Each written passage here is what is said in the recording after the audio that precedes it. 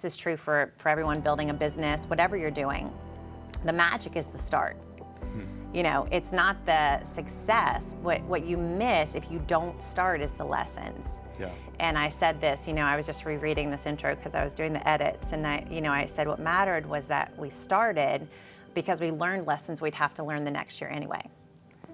Right? Yeah. And we all forget that there are people behind us and in front of us. And the people that have already passed our stage want to reminisce. And the people that are behind us, they want something to look forward to. They want a goal. Yeah. And so I'm not making that video for the 45-year-old woman who's got high school students. I'm making it for my 35-year-old self. Yeah. Right? I'm making it for the woman who's 22 and trying to decide what she's going to do out of college.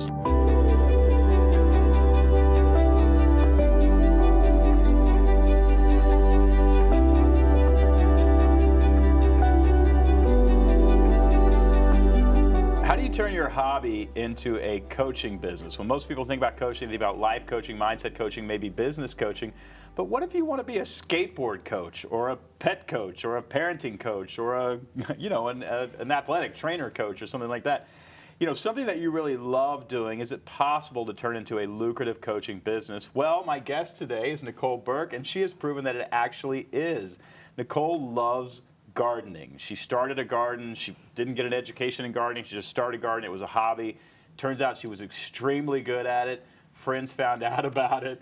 And she's turned it into a multi-million-dollar coaching business now, which is actually pretty incredible. You heard me correctly. She turned her hobby of gardening into a multi-million-dollar coaching business. Nicole Burke, so glad to have you today. Thanks for having me, Don. Okay, I've got to know how all of this started. You were not in coaching. No. You, by the way, speak Mandarin Chinese, is that right? Ijianjian. Pequeño. Ijianjian. Mama hu hu. Wow, that's I mean, that means average. Average. Yeah, worse than average actually, but. And this is so you were already probably in your 30s before I was, yeah. You even started gardening, much less started a gardening business. That's right. I lived overseas. I worked in philanthropy. I met my husband. He's a chemist. We moved quite a bit. Did you meet him in China? I met him back here in the States. We were both like postgraduate. And so we got married quickly, had 4 kids in quick succession, and I was drowning at home. I love being a mom. I was so thankful for my kids, but I also was really kind of mourning the loss of my career. And I was trying to find my way and also deal with 4 little kids under 4.5. And I said, Jason, can we start a garden? I think this is the answer to all my problems. But how did that come up? I mean, how did a gardening come up as a solution? Well, I was home a lot, and so and he was at work. We didn't have a lot of money. We were renting actually here in Nashville. And I visited my parents in Mississippi that summer. I had, I think I was actually pregnant with my 4th. So I had a 3-year-old, 2-year-old, and a 1-year-old. And my mom had a backyard garden in Mississippi. And the whole week we were there, we picked blueberries, we picked watermelons and tomatoes, and just these moments outside where my kids weren't competing for toys and they weren't trying to win a competition. It was just bliss. You folded parenting right into the gardening thing. It wasn't your escape. No, it was a you actually survival. Included them in. Yeah, and it was just these little moments where Carolyn, my oldest, now a senior, would run in, Mommy, look at this tomato. And I just looked at my mom and I was like, I want this in my own backyard. And so literally on my drive home, I called Jason and I said, I know it's wrong timing. I know we don't have the money, but is there any way this summer we could start a garden? Wow. And he said yes. So the first summer was a complete failure, but just the everybody's first garden. Yeah, the couple of beans and tomatoes we harvested, or not even tomatoes, I think we got potatoes was Jason's idea. It was just enough, honestly, to hook me, and it was this amazing way to like leave my house without having to leave the house. You know, having your own beautiful daughter is you end up in what I call nap jail, which is when they need a nap desperately, and so you can't leave the house. And so with 3 kids, then 4, you can imagine nap jail was just a perpetual thing. Yeah. And so I could just go outside, and it wasn't like I had to get in the car or go anywhere, and there was just this, you know, endless entertainment out there, watching seeds become food and flowers burst open, and you cut the flower and then another flower grows in its place. It's magic, isn't it? It's like really watching is. Magic. Yeah. It really was, and it was healing to me in a lot of ways. And I think In my 20s, I had gone through a lot of change and growth. I had struggled with food addiction in my teens and 20s, and was reading books about food. And I read this book by Barbara Kingsolver called Animal Vegetable Miracle. Yes. And I just started, thinking about the world I wanted my kids to grow into, and then also thinking about myself and so many other women who, kind of lose ourselves through motherhood. And yeah, the garden just became my salve. It became my solution and salvation, and I loved it. I'm personally curious about the food addiction / gardening connection. Yeah. Because I used to weigh 400 pounds. I don't know if you know that. Do you know that about me? I did not know that. Yeah, I was 387 was my top. Now I'm at Wow. 184 this morning or something like Oh my word. that. So yeah, actually I just realized I've lost 200 pounds. Yeah, I used to weigh 190.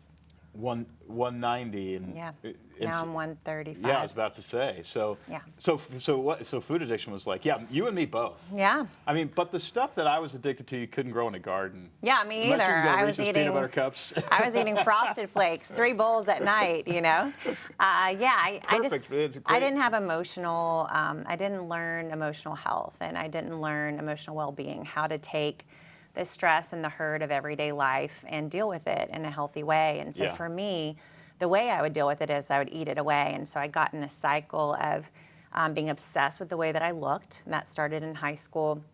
So obsessed with being skinny, going to school, having my feelings all torn up like we all do at school. Yeah. And then would come home and then just eat and eat and eat. And so I would eat so much when I was, sitting on the couch watching Oprah, that I would then distract myself with what had really happened, because then I could focus on, oh, I overate and I'm so terrible and I hate myself. And so I never had to actually process what was going on in my everyday life. And I just put Boy, myself... you have done your work. I just put myself into a terrible cycle where I was Yeah. obsessed either with being skinny or with, eating or not eating. And the garden, How did the garden help heal some of that? So I went overseas for 2 years after college and worked in this agricultural community in Southwest China. And I didn't know it at the time. I didn't have the words for it. But I got exposed to local eating, seasonal eating, and fresh food. How is it different in wherever you were in China? I realize China's a big country, Yeah. but in the little region that you were in, used to, my wife and I would fall asleep watching these YouTube videos of this woman in China who Yeah. goes out in her garden and cooks Yes. things, and we're learning like knife techniques and wok techniques It's from this woman. amazing. Oh, we've watched hours of this stuff. It's amazing. Their food. If you said, Nicole, you can only eat one kind of food for the rest of your life, Chinese cuisine from where I lived, 100%, every day, all day long. It was, every day they have a phrase like "Ni去哪里?" Where are you going? And it's "Mai Cai." I'm going to go buy vegetables, because every day everyone walks down the hill, goes down to the stand right at the base of their street, and it's on every street, and it's fresh vegetables that the farmer brought down that morning. So this is fascinating to me. You have, a food addiction or whatever it is. You and I had the same thing, by the way, because it's a coping mechanism. Yeah. It's so that I don't have to think. I'm just going to eat Exactly. a ton of stuff. Yeah. Lose touch with your body. I don't know if you ever hit that. Oh, where you yeah. just, I had no idea I was 400 pounds. How can you not know you're 400 pounds? Yeah. And, so, that happens. But then slowly as I got older, you realize, wait a second, that's not food. Yes. That's not food. These are chemicals. That was it. And so in China taught you what food was? Yeah, maybe? well, it was like I had never seen the whole process, because we would literally, they farm every tillable inch of soil in China, they farm it. So you walk down from your apartment and there's a woman right at the doorstep pulling up greens. Is this because Everything's mountainous. So if you don't farm a flat piece of land, they've got a ton of people. A ton is, they got billions of people, yeah. and they have very little farmable land compared to where we live. So every time there's a flat piece of land, it's going to have food growing on it. Wow. So I would literally come down my apartment. And they also don't have big ag, right? They don't have big agriculture. And right. Monsanto's not that got a I saw. presence there. Now this was 20 years ago, but not everything I saw was literally, it was the farmer and the plants. To survive, they're growing their food. Yeah, they have a stick they carry across their shoulders, 2 buckets, and it's either got manure or it's got water or it's got food in it all day long. And I did not, like I said, I didn't have words for it, but over those 2 years, my life changed because I got exposed to this seasonal food and local food and good food. Everything we ate was fresh. And you were probably starting to feel pretty good too. My body, I mean, you can look, and from 2001 to 2003, when I come home, I'm a different person.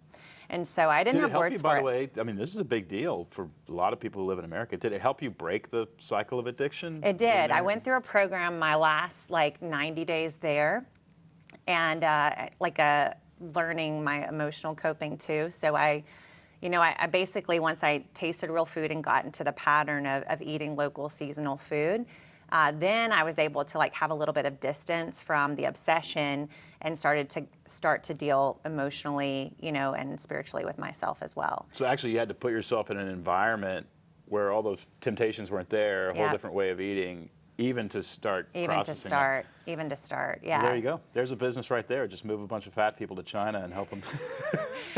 It is, you don't realize, I think so many of us, the stranger phenomenon is very powerful. To be a stranger in a culture is so powerful because it allows you to have this audience. You're in the audience, you're not in the middle. And so you can suddenly see the story for what it actually is rather than this is reality, the whole world is like this. And so for me, first, when I went to China, I was in the audience, and then I eventually became part of that story. And then when I came back to America, I was suddenly the stranger, right? So suddenly I could see this culture from the outside rather than this is the whole world. Yeah. And I remember I was in a restaurant with my dad. I went to the bathroom and I just bawled, crying. Because? The food was so expensive. It wasn't, Didn't taste good. It didn't taste good. It was just and I was thinking of all my farming friends and how impoverished they were and how I was just, like Castaway when Tom Hanks comes back to it and he's sleeping on the floor in the hotel. He should be on the bed living in the lap of luxury and he can't eat any of the food and he's sleeping on the floor. And that's how I felt when I got home. It was this isn't home, and I think there's a healing that takes place in any part of our lives when we can really dig down and figure out what's true. And in America, it is very hard. We're so disconnected from truth. Yeah. Wendell Berry would talk about this. Oh, yeah. The further you get from basic agricultural farming practices, the more entitled we are, the less healthy we are, the more we think things are easy when they're actually not easy. Yeah. And the less sort of humility we have, less dependency on God that we have. And it sounds like you were kind of coming back going, wow, this is just a complete false reality that we're living in I here. thought that food addiction was all my fault. I was a terrible person. And then I realized, no, I was just in a broken system. I was in a system where physical effort was not connected to eating. And in China, every morning, those people wake up at the crack of dawn and they go outside. And that's their first thing they do. They don't make food. They go find it. Yeah, they go gather the things for the fire and they go grab their greens. And by the time they eat their first bite, it's 10 or 11 a.m. They've probably already put in 5,000 steps. Wow. So I was over here obsessing about how much should I exercise and is it wrong to exercise and, and how many calories, and they don't have to think about any of that. If you think about what we're doing, intermittent fasting and these sorts of things that have become trendy. Even going to the gym. Exactly. We're trying to recreate agrarian the work society. that is, Exactly, because that is how we evolved. That is how we've become who we are, is through this agrarian practice of get up, go outside, move your body, see the sunrise, hear the birds chirp, stuff that naturally should be baked into our rhythms. Yes, and all the science shows this is what we're missing. This is why we're depressed. This is why we don't know how to feel our feelings. You go outside and you see the sunrise, you're going to drop a tear. You know? No, it's beautiful, yeah. You go, this morning I was outside at 5:30 and the full moon was on this side and the sun was on that side. And I got choked up. I was just I'm alive, I'm healthy, I want to make the most of this day. And so, it was life altering. And like I said, I didn't have words for it at the time and I didn't even know exactly what that experience had done for me. But then years later when we started that backyard garden, it was coming back to that, it was I'm living this tiny sliver of that full cultural reality I got to experience overseas. All right, so this is the backstory, and then you're at your mother's house, and you feel a little sliver of what you felt in China. Yeah.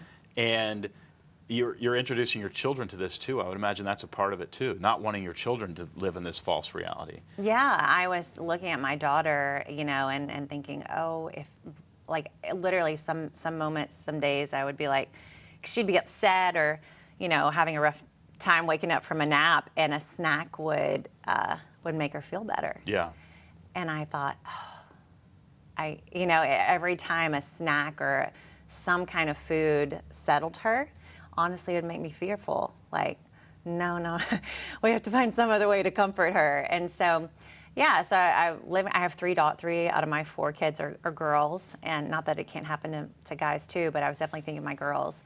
And then also just thinking of the planet and the world they're going to grow up into. And so I think we have a hope that our kids get to live in a better world than we did. Yeah. And so it was actually my daughter too.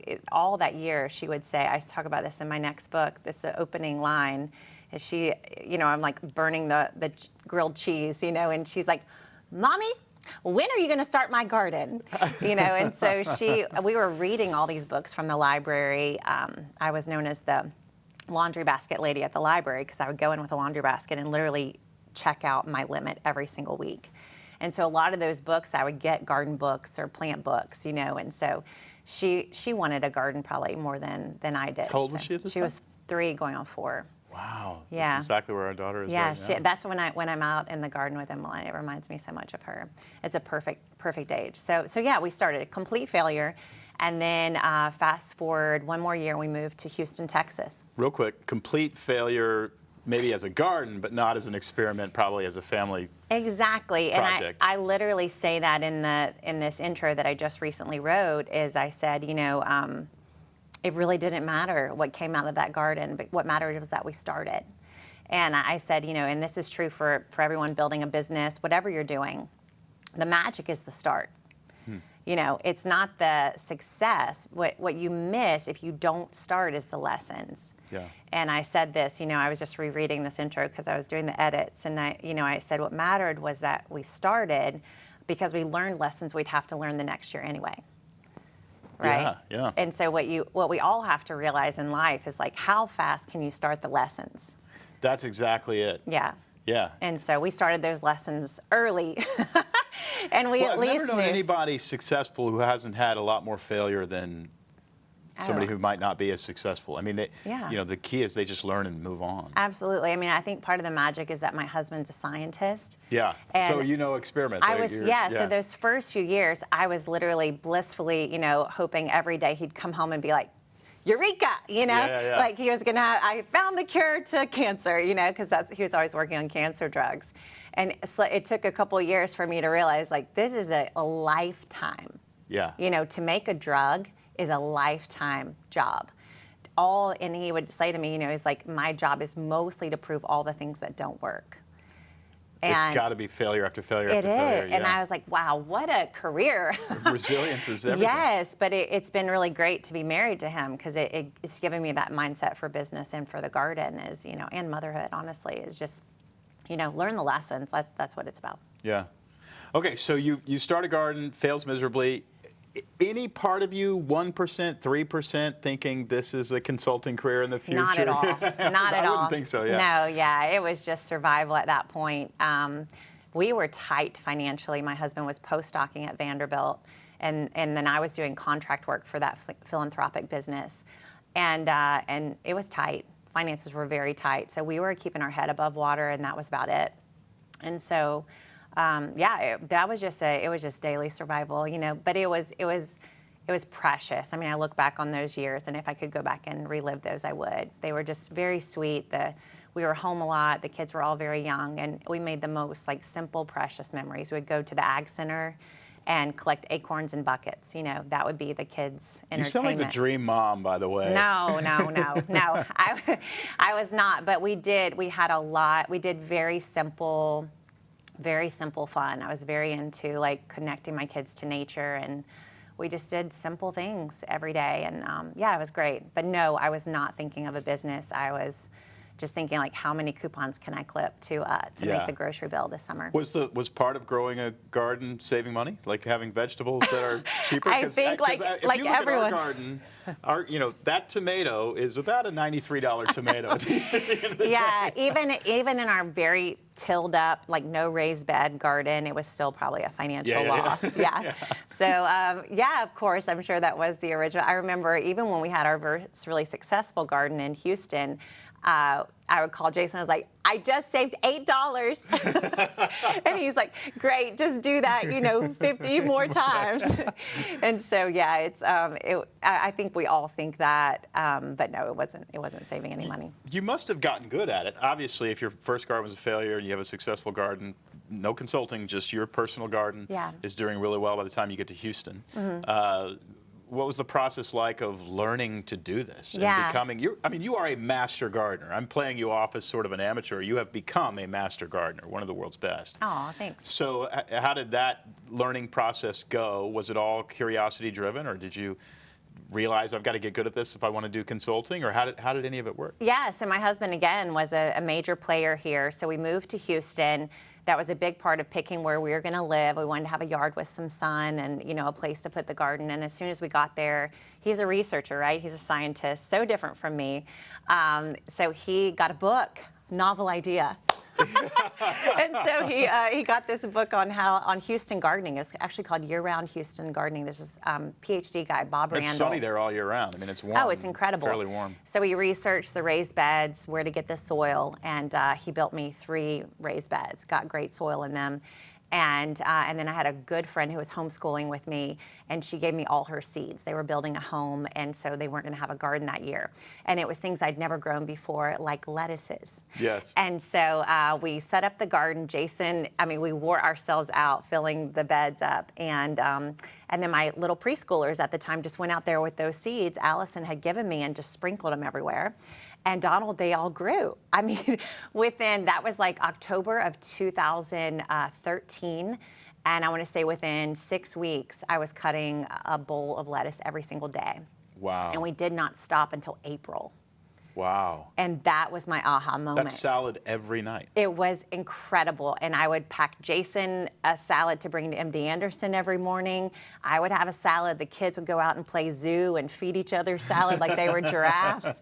It was incredible. And that was my aha moment. I would eat from the garden, and then I would go to the grocery store, and every green there was from California.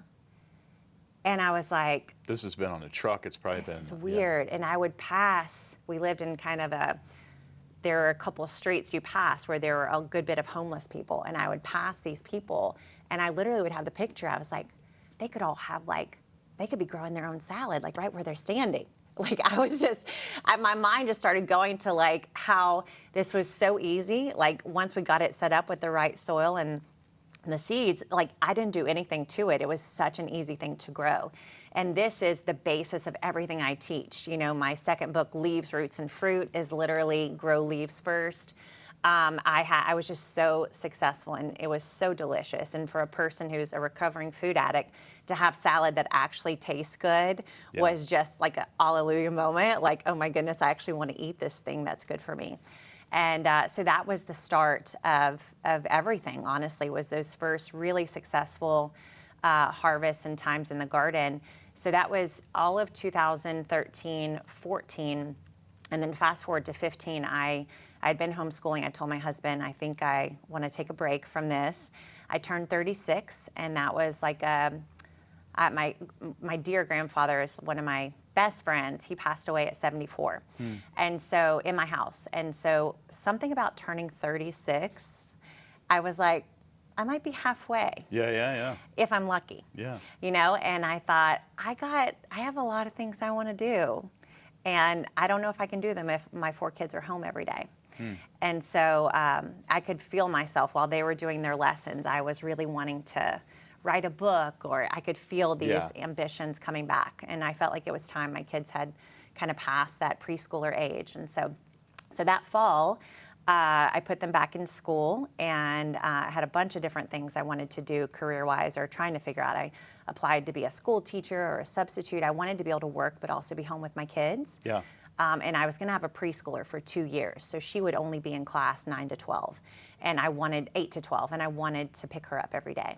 And so nothing worked. Like everything I looked to do was going to take me from 8 to 3 minimum. Right. And I wouldn't be able to pick a lane up. And so, so I kept looking out at my garden, and I thought, is there any way I could do something with my garden?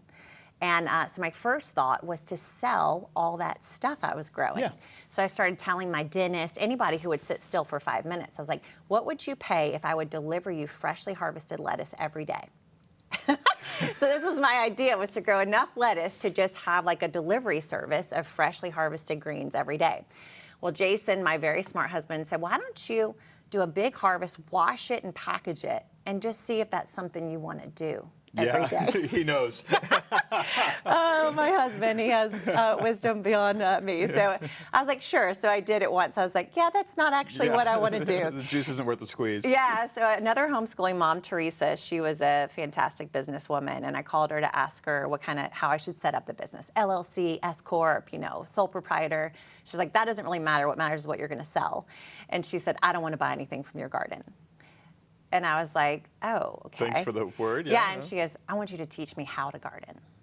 And is that literally the first time that It was had the occurred? moment. Wow. On the phone, I can literally remember standing at the kitchen sink. And did that just feel right to you? It was like the heavens opened up and the sunlight just came out. Okay, so you're probably sensing two things. One, this incredible opportunity, this point of light in the distance. Yeah, And were there also insecurities, fears, No. Imposter syndrome, any of that? A little bit. I have But you knew. I mean, 90% of you was just like, this is it. Yeah, and I think, when you're a coach, all I was thinking about was lettuce.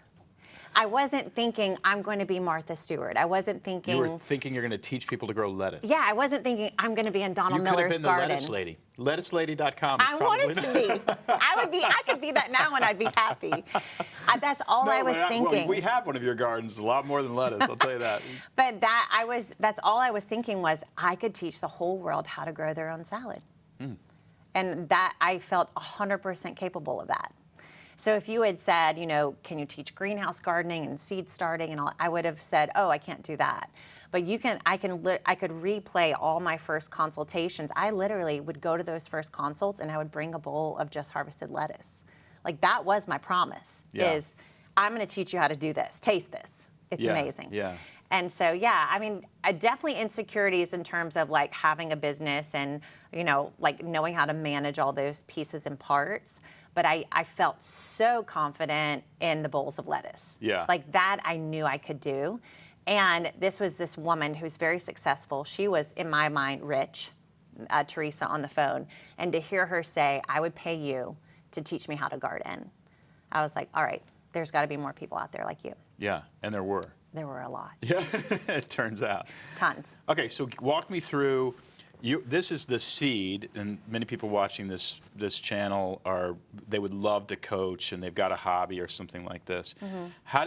What was the first steps to monetizing this? Well, let me go back. How did you figure out what you were actually going to sell? How do you package, let me teach you to garden? Yes, so a consultation was the very first thing, and I thought that's all I was going to sell, was an initial consultation. So that was my first product. Let me come over to your house and show you where to put the garden. Exactly. Yeah. And then everything evolved from there. And I would say everyone watching, if you're ready to start when you're ready to start, you don't need the product suite. You need the initial product. And I think a lot of us confuse ourselves. We call it the flagship. Yeah, so we look at other businesses that are much more mature and we think, oh, we need these things, but you really just need the one thing and prove that people want to buy that. Yep. So I sold a consultation. That was my first product. What I did, I think it's illegal now, but I got all the email addresses in my Gmail account and I put them into one email, and I sent out an email and said, I'm starting a business. I said, I love two things about Houston, the people and the garden, and my new business brings those two things together. Wonderful. And over the next year, I want to help 100 people start a garden. Talk to me about that initial email, because there's people who need to, they're going to send that email tonight. Yeah. After they watch this. Good, do it. Well, I mean, how did you think through that email and what to say? And I mean, imagine you didn't read marketing books. No. It sounds like you spoke from the heart. I literally, yeah, that's all you got to do. Yeah. I mean, we did our 6-year anniversary party, and there were hundreds of clients there. And I said, I was in tears, and I was like, I love 2 things about Houston: the people and the gardens. Yeah. And I was like, it was like I think you have to go to, we all have to do this in business, right? Like, go to your dream of what you want to create, and then you have to serve that person. You have to serve that dream now. And so I was standing there in this client's yard, surrounded by all these other clients who all have gardens. And I thought that all came from that first email. Yeah. So yeah, I think we overestimate what our audience wants from us. They just want real. They just want authentic. Yeah. And so even in your email, you could say, I am so afraid to send this email. Yeah. You could say, it's taken me 15 days to send this email. I've written this draft 10 times. And that's the email they want to read. Yeah. I mean, that could literally be your subject line. I rewrote this subject line 10 times. And it's so comforting. I remember watching this Jelly Roll video. Jelly Roll is a songwriter here in Nashville. And he'd won a country music award or something like that. And he opened his video by saying, he's got tears in his eyes. He goes, this is the 15th time I've started to say this. Yes. And you just love the guy. You love him. Immediately, of course, you love him anyway, right? Yeah. But you just love that guy. There's something about authenticity. And the sad thing is, and you know this, the first outing is authentic, and then it takes off, and now you're trying to recreate something, and you're not being authentic because it's not. It's a ridiculous hard thing. So in some ways, starting out in a coaching business, taking your hobby and saying, I want other people to know about this, is an advantage. It's not a disadvantage. Oh, 100%. It's an advantage because people will love you for it. Yes. They'll love you for that authenticity and that. Don't they say, like, people love you during the climb and then they hate you? They hate you when you hit the top. That's right. I mean, there's no time to be loved more than when you're climbing. Yeah, don't think of it as a disadvantage. No, when you're at the bottom, I mean, you're the most lovable because you're the most relatable. You didn't have a lot of experience coaching, but as you had that 6-year anniversary and you had these hundred or hundreds of people who were your clients, there also had to be, my guess is people were attracted to your passion, right? For sure. And passion can make up for competency in a lot of ways. Yeah. My guess is you weren't sure, if you lived in the Northeast, how you would grow radishes just yet. Mm-hmm. You're there now, but you weren't there at the time. Yeah. But I would imagine the passion that you had for growing your own food and loving people, people they migrated toward that, I would imagine. Absolutely. We are all looking for a reason to get up in the morning. Yeah. We're all looking for, a purpose. We're all also looking for, you teach the man's search for meaning, right? Like, we all want to know, like, do I deserve my spot? Yeah. Yeah. Yeah. Is it okay that I'm here? Am I useful? Up? Yeah. Am I useful? Is it all right that I'm taking up oxygen? How did you connect gardening to a life mission? I mean, this is not just I teach people to garden because I like gardening. Yeah. And I think we've tapped into that a little bit with your experience in China and food addiction and all that kind of stuff. That this is a healing thing that you're trying to help people discover. Yeah. How important was that as a foundation for your coaching business? Simon Sinek talks about find your why. I love that TED Talk. Yes, in the book. So it happened. So first I found it myself.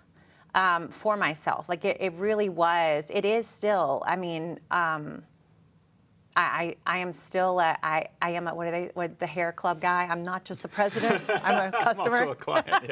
Yeah. I go to my garden every day. Like I am a mom of 4. I have teenagers. I'm in a 19-year-old marriage. I have living parents that I talk to.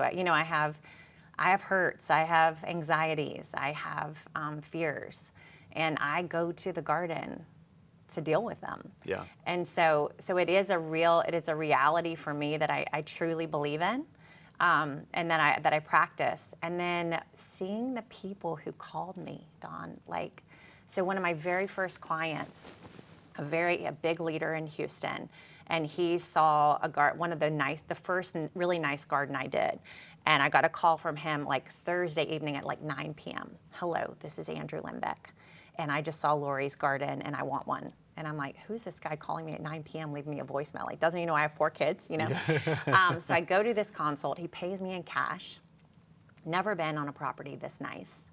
And I was like, what's your budget? He's like, there's no budget. So we go in, I come back. I can work with that. I was like, great, you know. So we did this stone garden for him. I'll have to show you. It's in my first book.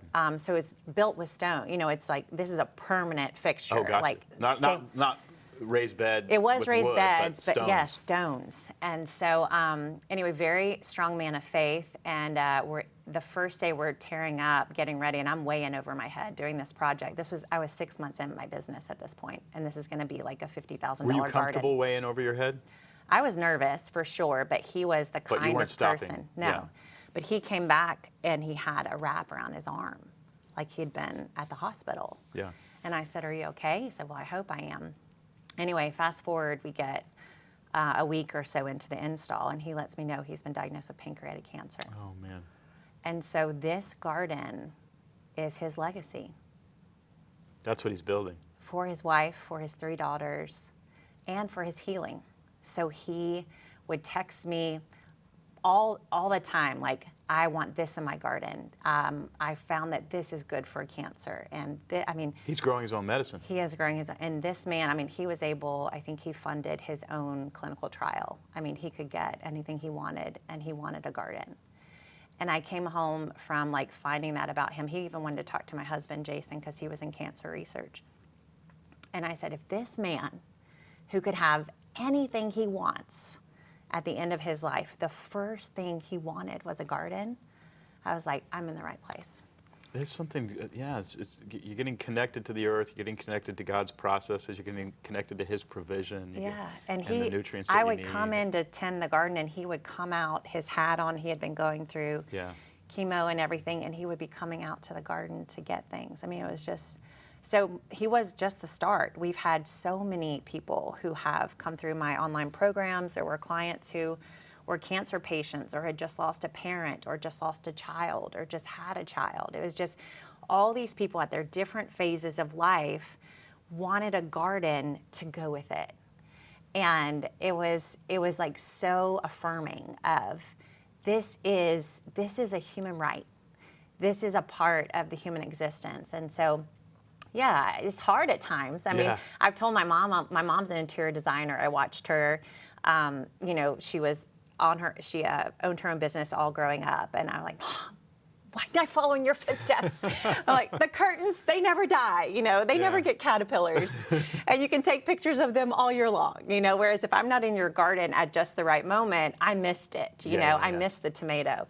And so there are times where I'm like, wow, why did I pick such a, what do you call it? It's so dynamic, Why did I pick such a dynamic subject? But it is because, like, deep down, I'm like, I don't know too many other things that I really feel like I'm filling a void. Yeah. And I truly do. Well, you definitely are. Okay, so you've got a small business going with just consulting. That's your flagship product. Yes. But you have a multi-million-dollar gardening consulting business now. You can't do that with you going to somebody's house charging $100 an hour.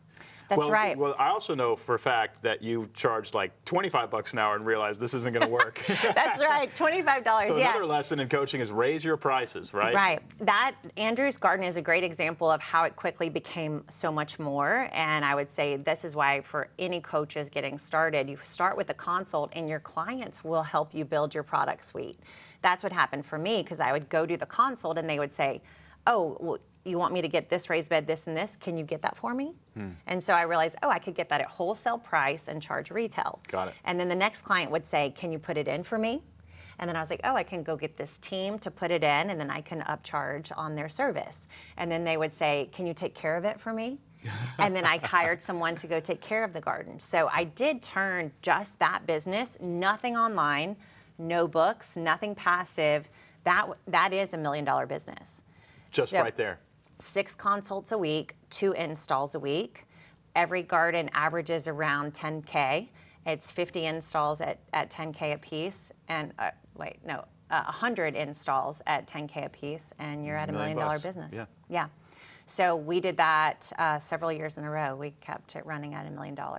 How did it go from $1 million to more? I mean, you had to sort of duplicate yourself, I would imagine, in many ways. Yeah, so I hired consultants. So we moved away from Houston, and then that forced me, which is sometimes another part of business that's so good, that forced me to replace myself. So I hired consultants who took the business and basically did all the things that I previously was doing, and I just replicated myself. So we did it, at our height, we did it with 3 consultants, all working at the same time. Okay. Yeah. Got it. And you began to certify other people, right? That's right. Sort of duplicate yourself. So that was a piece. That happened in 2017. I quickly realized that there are different ways you can grow it, right? And at that point, I hit kind of a crossroads, which was, do I want to be on the road making more and more and more gardens, or do I want to kind of diversify what I've built? Yeah. And I binged you for like years. I just have to say this, like when I started my business that fall, I would pick up my daughter Elaine and we would go on a bike ride, and I would listen to, it was Story Brand podcast at that time. Probably so, you yeah. and JJ. Yeah. Dr. JJ. Dr. JJ And now. He wasn't Kula. the doctor at the time. Now he's got a big head. Okay. Yeah, he was doing his thesis and all That's that right, at the time. yeah. Anyway, I was thinking about you this morning getting ready, and I thought, Elaine didn't know it, but like her mommy was like studying, Yeah. Yeah, I would pick her up, and I was digesting everything I could from you, from any like online experts, that I could about building a business. So fast forward, I ended up bumping in, as we do, to people who teach online business. And I think a lot of it was through your podcast, because you had like Jeff Walker on there, and you Yeah. had a couple of other people. So I started thinking about how could I take what I'm doing and build an online presence. I already had been using Instagram to document all my work. So I had a couple thousand by this point, and I was getting DMs from 2 audiences. Some people, do you know anyone who does that in my town? And then other people would say, I'm stalking you because I wish I had a business like that. Yeah. And that was So the world is telling you there's a demand. yeah, that was an aha moment for me. I went on a trip with Jason, and I got in my first Uber. And I was like, this is crazy. And so I Googled, what kind of business is Uber? And it said a platform business. It's a platform, that takes consumers and matches it with providers. Yeah. And I was like, I want to build a platform business. So that was 2017. So I started teaching gardeners around the world to become garden coaches. And then I also started building demand for those coaches by teaching the Gardenary method. I named my second company Gardenary. And I started teaching the gardening methods to build that demand up, right? So people could see my kind of gardens, and then I could say, oh, you're going to need a coach to help you. Here's one that I just trained in your town. That's incredible. How many coaches do you have now? We have just over 1,500. That is massive. Yeah. That is really, really, congratulations on that. It's amazing. And now you're changing 3 sets of lives, right? You're changing your life, you're changing the coach's life, and they're changing their clients' lives. Yeah. And that's got to be pretty fulfilling for you. Nicole, you're fantastic on Instagram. You're fantastic on YouTube. You're going to be fantastic on television, hopefully sometime soon. I know you're One day. working on that right now. Talk to me about your social media strategy and what you do to make really great social media content. You put a lot of work into it. Yes. It's an effort. It's an effort. Show up every single day, every day. So consistency is number one. It's more important than frequency. So we are completely committed to being there every single day. You can replay, so you don't have to do the same. You don't have to do new content every day. You can recycle every quarter. Do the same content you did a quarter ago. Do it again. But you have to show up every day, because your people are on every single day. Yeah. So that's number one, is consistency.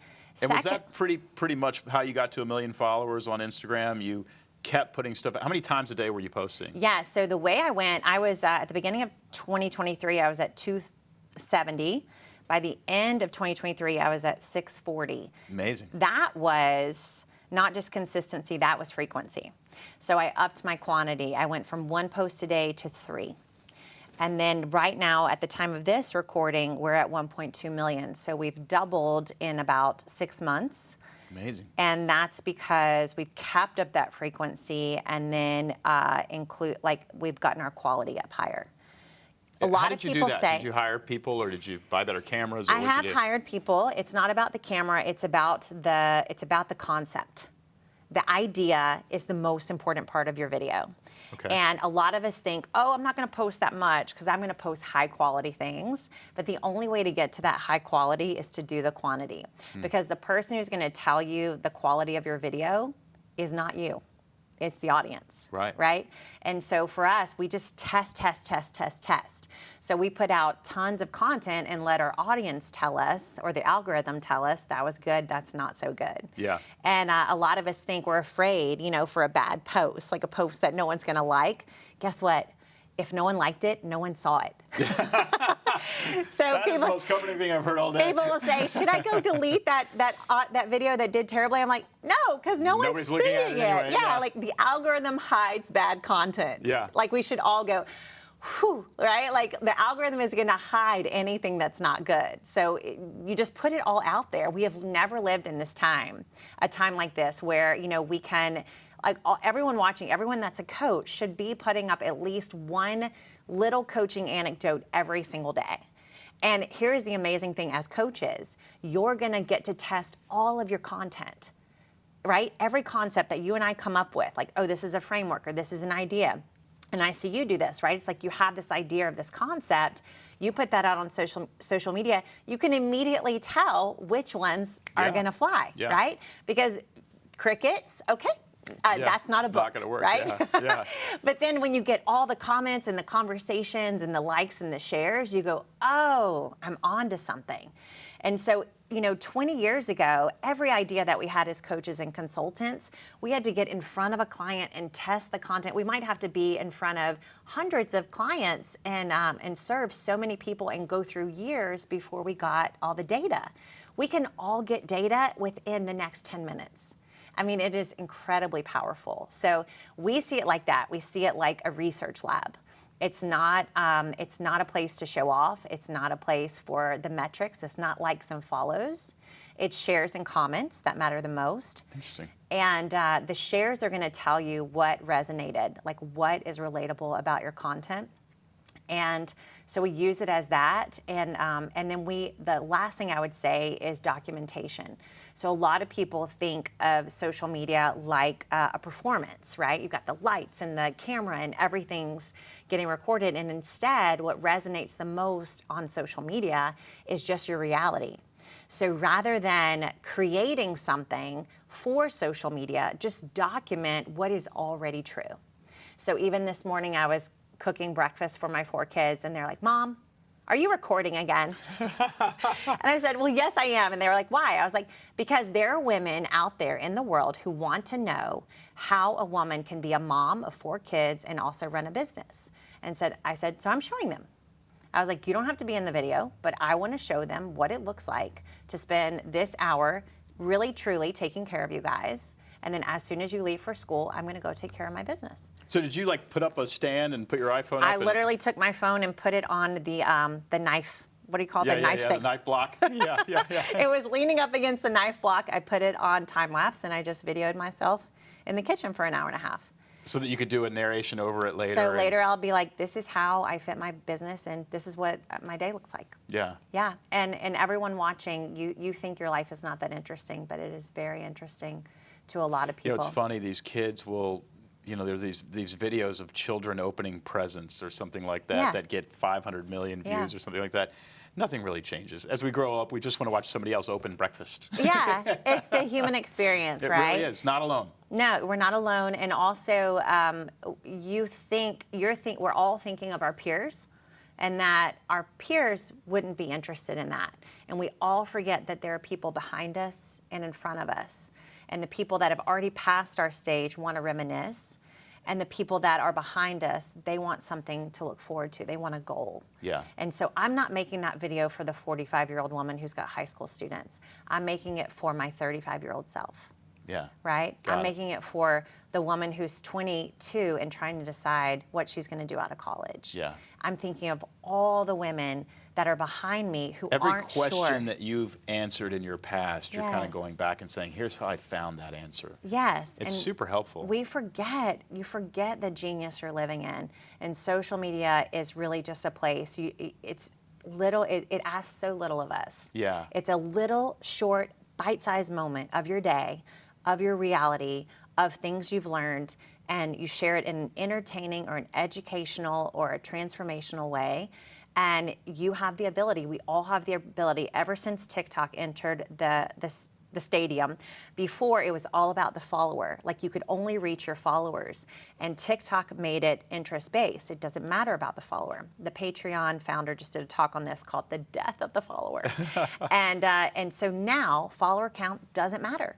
If you post something right now, what do you have? You have hundreds of thousands of followers. Something like that, yeah. Yeah, so you could post a video and I could post a video. I've got 1 million followers. You could reach 10 million, 20 million people with that post, even though I have more followers, and my same post could reach 10,000 people if your video is that good. Yeah, yeah. And so everyone who's watching who says, oh, I don't have a big following, we're in a totally different place. Right. Oh, all I have is my iPhone. We're in a totally different time. Lo-fi is what everyone loves. And everyone loves relatable, authentic content, and they don't want it to feel produced. They don't want it to feel overly edited. They want it to feel real. Yeah. And so, yeah, every single person who has any desire to grow a coaching business, a consulting business, even just a potential for something in the future, who wants to write a book, we should all be posting every single day. It's an opportunity. I don't know how long it'll last, but it is an incredible I think it's time. here to stay for a while. It is definitely here to stay. Until we're not watching humans anymore. We're just watching fake humans that artificial intelligence make, because they're all better than us. I know social will always be here to stay, but the time we're in right now in terms of how many people post versus how many people watch. That's interesting. Yeah. So every time there's a new platform, every time there's a new opening, is a time where we all should jump in and post more. Yeah. It's really incredible. We shouldn't sleep on it. It's grown your coaching business too. It's been significant, right, in the growth of your coaching business? Oh, 100%. My business grew over 150% last year when my Instagram grew by 400K. Incredible. Yeah, it's powerful. Use it. I'm on a mission to build $1 billion company. $1 billion. Yeah. And so we just mapped it out. Okay, well, tell us about this process of mapping out $1 billion company. So What are you now? You'll probably be at 5 million this year. Okay, long way to go. A long way to go, very long. So we are going to build a membership, a very, very low price membership. And then we will, on the back side of that, we will have coaches and we will have garden supplies. So I'm looking at... I would imagine, my mind is just going crazy as an entrepreneur. There's all sorts of licensing agreements that you could get into. You could license your products to Home Depot. You could license your product. Chip and Joe do a lot of this. That's right. Yeah. We're looking at businesses like Noom. I don't know if you know Noom. So Noom has millions of members.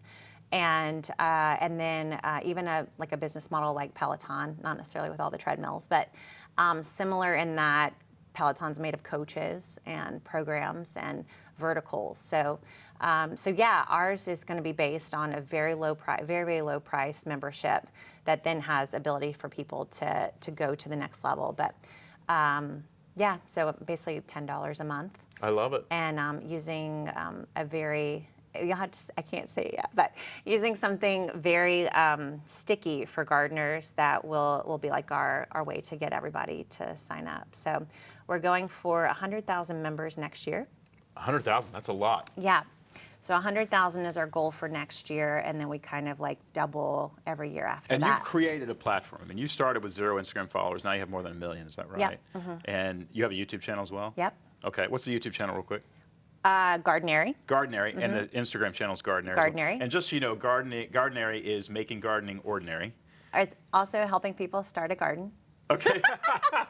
Donald told me that making so garden. Nicole's in my mastermind, and one of the things that I said to her, and I actually say this in the new Building a Story Brand book, is I don't think anybody's ever woken up wanting to make gardening ordinary, but they have woken up wanting to start a garden. That's right. So Nicole did what I asked, and she went and bought startagarden.com, which Yes. she's working on. The putting ultimate something there. wordsmith, Donald Miller. I'm like, I can't start any more businesses until I talk to Donald. Like, I need the name to be right.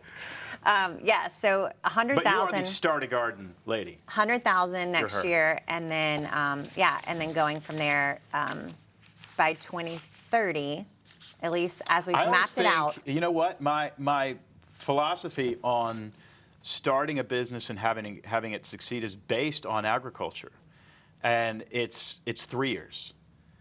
I have a friend, Debbie Taylor. She's an artist. She was at the house, and we had just put in a bunch of landscaping at a new place we'd moved into.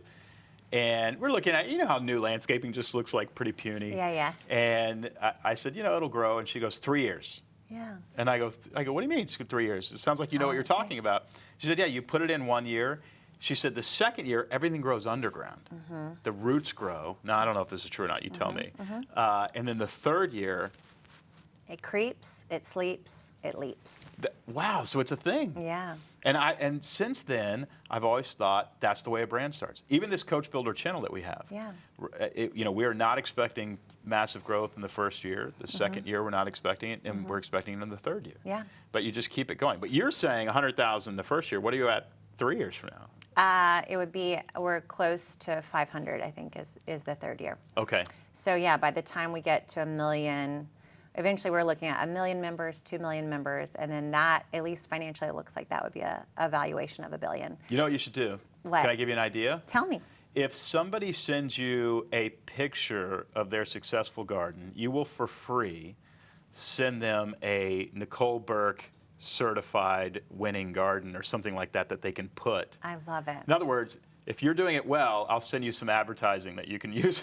If you do it well, I'll get you to tell more people that you're doing it well. it. And by the way, we would do it in a heartbeat. I love it. Because we give garden tours. Well, not right now because, as you know, my wife doesn't love it. is not proud of her garden. We got busy, and 2 weeks later we had weeds and everything.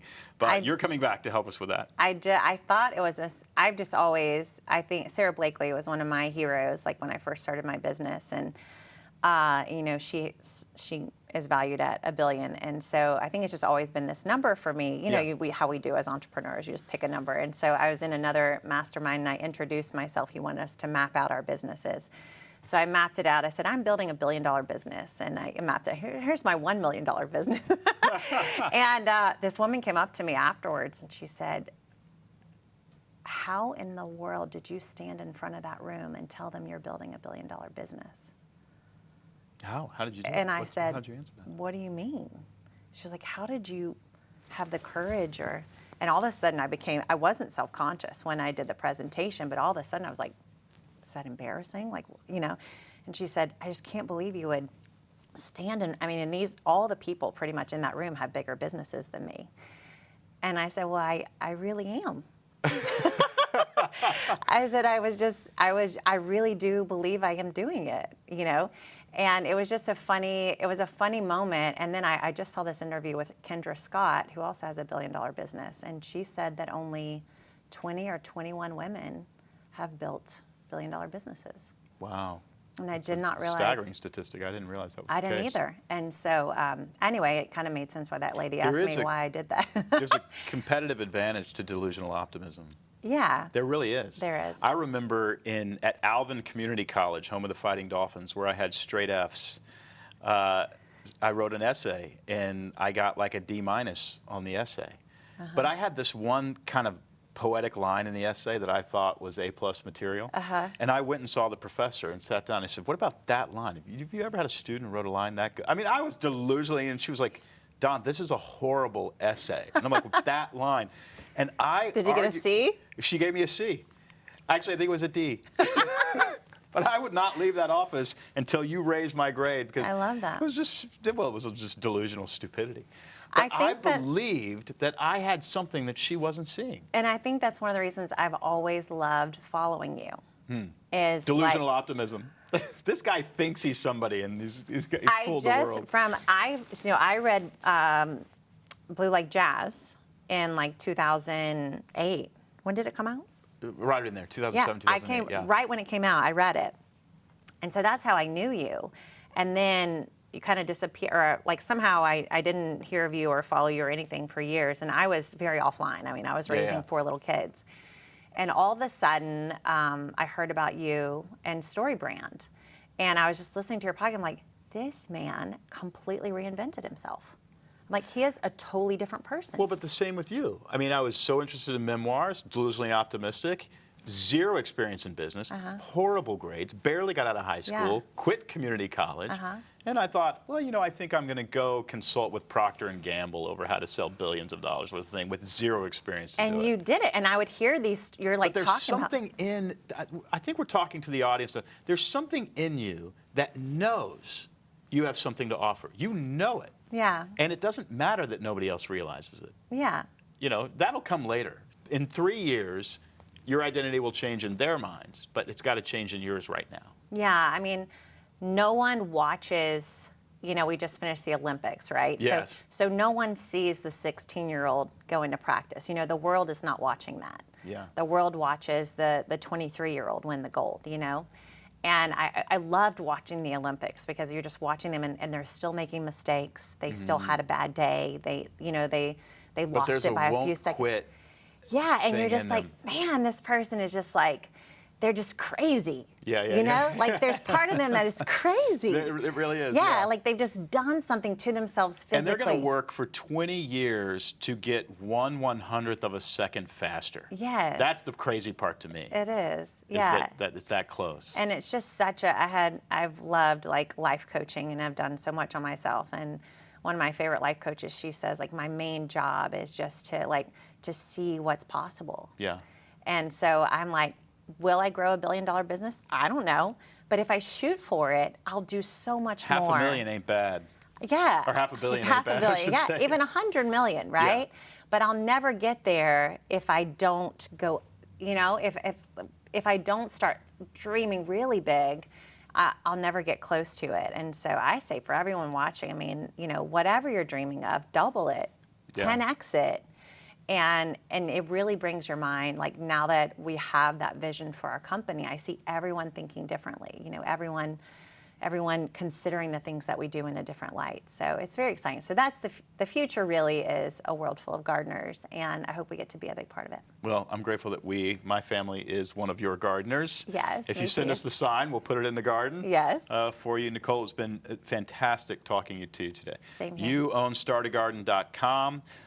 You help people start a garden. Can you talk to coaches, though, potential coaches, on why they should start a coaching business, just as we close? Yes. So starting a coaching business, I think, is the easiest business to start. The easiest business. If you're dreaming, I tell people all the time, I used to think I needed a patent. You know, Yeah. I needed to invent something in order to have my own business. And there are things you do right now in your everyday life that have so much genius around them and you don't know it. If I had 100 other lives, I would start 100 other coaching businesses. Yeah. I would teach people how to be a mom of 4 children. I would teach people how to take care of their health. I would teach people how to have mental clarity. You know, each of you watching, you have something inside of you that you do that you take for granted that hundreds of thousands of people would pay you to teach them to do. And all that it takes is your voice and an iPhone. Amazing. It's that we live in a time, don't sleep on this.